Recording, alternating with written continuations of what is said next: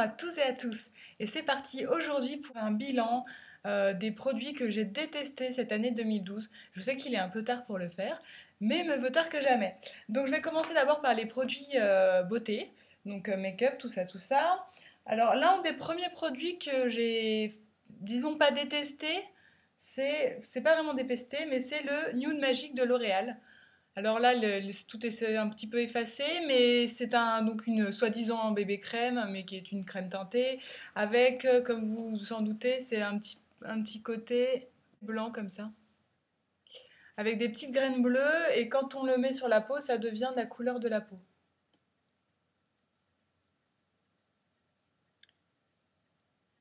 Donc le problème de ce produit-là, c'est qu'en fait, c'est son application qui est tout à fait gênante pour moi, parce que sur ma peau, je sens les petits grains qui viennent frotter ma peau, j'ai l'impression de me faire un gommage, et c'est vraiment désagréable quand on essaye de mettre une crème teintée où c'est plutôt une texture agréable, un peu crémeuse qu'on recherche. En tout cas, moi, c'est ce que je recherche. Donc c'est pour ça que je suis passée à autre chose niveau teint. Ensuite, un autre produit que j'ai pas aimé, j'aurais pu en parler même avant, c'est le Prep and Prime de MAC. Donc, qui est une base de teint pour fixer le maquillage. Je l'avais acheté donc il y a un an et vraiment je l'ai quasi jamais utilisé parce que bon bah déjà genre son premier ingrédient ça doit bien être le silicone parce qu'il faudra m'expliquer comment on réussit à avoir un visage aussi doux. Alors c'est pratique parce que du coup tous les fonds de teint glissent sur la peau sans aucun problème, mais c'est vraiment, j'ai l'impression, non, c'est le genre de truc qui me file tout de suite des boutons parce que ça me bouge tous les pores de la peau, c'est désagréable au possible. Ensuite, un autre produit que j'ai détesté, heureusement je l'ai acheté sur vente privée donc il m'est pas revenu très cher, c'est donc un mascara Revlon, le Customize. Donc il est assez particulier parce qu'en fait il est constitué d'une brosse, donc comme ça, elle est normale, hein, une brosse en silicone, ouais, même pas en espèce de silicone. Mais en fait, sa particularité, regardez, c'est là, il y a deux façons d'utiliser. Il y a une longueur et définition et une autre longueur et effet. Moi, je vois pas trop la différence. Et c'est une couleur brune. Et c'est tellement naturel que il ne se passe rien. Mais il ne se passe rien. Et ça ne fait ni des cils trop fournis, ça ne fait ni des cils plus longs. Il ne se passe rien. Voilà. Voilà. Donc c'est vraiment quand j'ai envie d'un truc super léger, tranquillou que j'utilise. Alors, un autre produit que j'ai pas aimé et peu utilisé, c'est un stylo regard waterproof Yves Rocher. Donc c'est en teinte cuivre. Et alors voilà, c'est un petit bout comme ça qui est comme un rouge à lèvres, enfin vous savez, texture rouge à lèvres, mais dans un crayon. Et il a une jolie couleur, hein. Ça je le nie pas, c'est un joli cuivre. Mais le problème, c'est qu'en crayon, il ne se voit pas. Et il peut être bien en fard à paupières, comme une base fard à paupières, mais le problème, c'est qu'avec un petit embout comme ça, c'est pas non plus un jumbo, quoi. Donc c'est impossible à le mettre, quoi. On va dire. Un autre produit que j'avais acheté dans les soldes de cet été chez Sephora, il me semble, c'est un espèce de crayon comme ça, crayon yeux, en teinte 505, qui est une espèce de violet très très clair. Donc un peu blanc, irisé, que j'avais utilisé pour mettre dans ma muqueuse, mais comme il est violet mauve, ça sert à rien, et que un violet mauve métallisé clair comme ça, bof, non, c'est moche, enfin ça me va pas. C'est vraiment pas dans la couleur. Continuons dans les crayons, parce qu'effectivement, il y a beaucoup de crayons qui m'ont déçu cette année. C'est chez Make Up Forever, leur crayon waterproof. Donc là, c'est dans une teinte, la teinte numéro 4L, enfin si c'est bien ça la teinte. Et là, c'est un violet foncé. Un violet foncé assez naturel, mais je suis incapable de le mettre sur mes yeux. Ça ne rend rien, enfin, au niveau de l'application, je trouve ça vraiment désagréable. Alors c'est sans doute moi qui ne sais pas le travailler, mais il faudra m'expliquer s'il y en a qui ont déjà ce genre de produit et qui pourraient me montrer un tuto ou je sais pas, quelque chose, mais je sais pas l'utiliser, c'est vraiment, c'est fou quoi. Un autre produit dont je vous ai parlé dans je sais plus quelle vidéo, c'est le Airspest de Benefit dans sa teinte la plus claire, la numéro 1 fer. Alors, pour ma crème, et du coup, il est super pâteux. Mais alors, vraiment super pâteux. Ce qui fait que pour moi qui ai les cernes, entre guillemets, très très sensibles, pour l'étaler, mais je me déchire les yeux, quoi. Enfin, clairement, c'est pas fait pour moi. Je veux dire, la couvrance, c'est super. Du coup, je l'utilise pour les petites imperfections, les petits boutons, les petites rougeurs. Mais en anti-cerne, c'est pas possible. Moi, il me faut un truc liquide. Mais ça, c'est un problème de peau, hein. Je veux dire, voilà. Ça marque toutes mes ridules de sécheresse. C'est vraiment très, très pas beau, pas beau. Bah, quand on parle de cerne, autant aller vers mon pinceau anti-cerne de chez Sephora, qui est le numéro 46, et qui est donc un pinceau. Et en fait, je trouve que c'est beaucoup plus pratique de mettre de l'anti-cerne avec les doigts. Ça fait un rendu beaucoup plus naturel, ça, c'est moins agressif, je trouve, pour les cernes, et voilà. Ensuite, un produit qui, comme ça, vous allez me dire, mais comment, mais pourquoi, mais... C'est un produit Dior avec un magnifique packaging, avec les petites lettres en doré. Il est vraiment très très beau, hein. Ça, Dior, les luxe, tranquille, hein.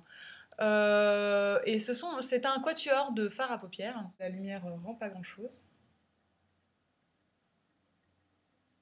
Et donc il y a du noir, du gris foncé, du gris souris et du rose très clair.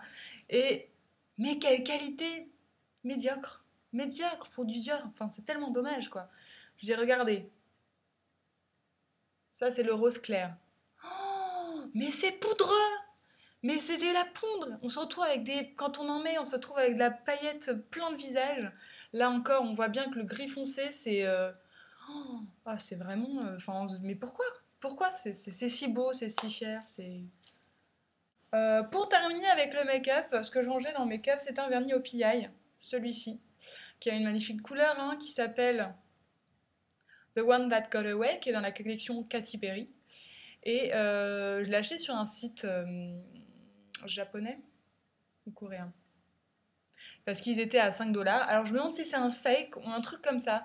Celle qui par hasard aurait ce vernis The One That Got Away de la collection Katy Perry, dites-moi si vous avez le même problème que moi, parce que le mien, il n'est pas du tout uniforme. Je veux dire, je peux mettre n'importe combien, enfin je peux mettre 2, 3 couches, une seule couche. J'ai l'impression d'avoir... Il n'y a pas un endroit où c'est la même couleur. Je veux dire, j'ai des endroits où j'ai l'impression que j'ai passé une couche, à un autre endroit, 3 couches, enfin sur le même angle, hein, je veux dire. Alors, est-ce que c'est parce que c'est un. Pourtant, il ressemble à mes autres vernis au PI, donc je sais pas. Dites-moi si vous l'avez, vous, parce que je sais pas quoi en faire, sincèrement. Ensuite, j'ai un produit, un contour des yeux, Melvita, qui est donc un contour yeux, tenseur, poche, cerne, ride, voilà, bio évidemment, hein, et bah, il ne sert à rien. Concrètement, il ne sert à rien. Je l'avais acheté parce que j'ai des problèmes de sécheresse au niveau de cette partie-là du visage. Donc ça me fait des ridules. Alors évidemment, quand je mets du mascara, pas du mascara, mais de l'anti-cerne, c'est la fin du monde, hein. Je veux dire, ça se voit à 3 km. Donc si vous avez un bon produit comme ça à me conseiller, mais bio évidemment, parce que moi je rêverais du All About Eyes de Clinique, mais c'est pas dans ma religion, je suis désolée. C'est pas du vélo. Last but not least, malheureusement, un produit que j'ai acquis récemment, qui est donc plutôt un produit de la fin 2012, puisque je l'ai acheté en décembre, c'est la grande boucle. Alors je suis très disappointing, comme on dirait, de ce produit, parce que c'est censé donc redéfinir les boucles, donner une belle matière, etc., nourrir les cheveux en profondeur. Mais je sais pas, mais moi qui pensais avoir les cheveux secs, mais c'est limite. Enfin, mes cheveux sont devenus gras après ce produit en fait. Il est tellement lourd, tellement nourrissant que je dois me faire un shampoing au bout de 2 jours limite quoi.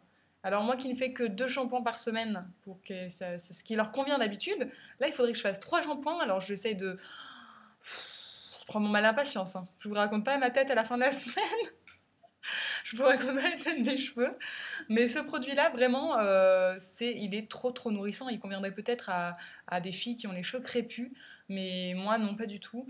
Et d'autant plus qu'il m'alourdit tellement les cheveux que peut-être au début j'ai des boucles, ça va, mais je me passe un coup de brosse, j'ai les cheveux raides.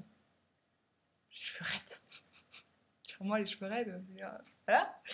Donc il est vachement bien si t'as envie d'avoir des cheveux raides, contrairement à ce que son nom indique. Donc du coup, voilà. Je vais l'utiliser jusqu'à la fin. Il est rigolo parce qu'il y a des copeaux de noix de coco dedans. Je sais pas si on verra. C'est vraiment la noix de coco, quoi. Donc il y a de la noix de coco partout dans la baignoire. Heureusement qu'il y a personne qui vient après ma douche parce que sinon. Mais t'as fait de la pâtisserie dans ta baignoire? Bah non, je me suis lavé les cheveux. Voilà. Non, je le rachèterai pas. Je préfère prendre un shampoing solide avec un après-shampoing ou autre chose, mais je ne reviendrai pas à la grande boucle. Donc voilà, bah, c'est tout pour mes produits bah, un peu décevants de cette année 2012. Il y avait aussi une palette de fard à paupières ELF que je n'ai pas là, je sais pas où je l'ai mis, je l'ai peut-être donné, jeté. Mais alors oui, les fards à paupières, vous savez les quatuors là avec des formes rigolotes. J'en avais pris un dans des teintes assez nude avec un côté pêche, blanc, rose. Et ben il se passait rien sur ma paupière non plus, hein. Je veux dire, il n'y a pas de pigment dedans. C'était de la farine sans pigment, clairement. Donc je ne l'ai pas là. Mais voilà, c'est tout ce que j'ai pas aimé en 2012. Et puis j'espère que cette année 2013, ben, je choisirai mieux mes produits grâce à vous notamment, chers youtubeurs, n'est-ce pas? Et bisous et à bientôt.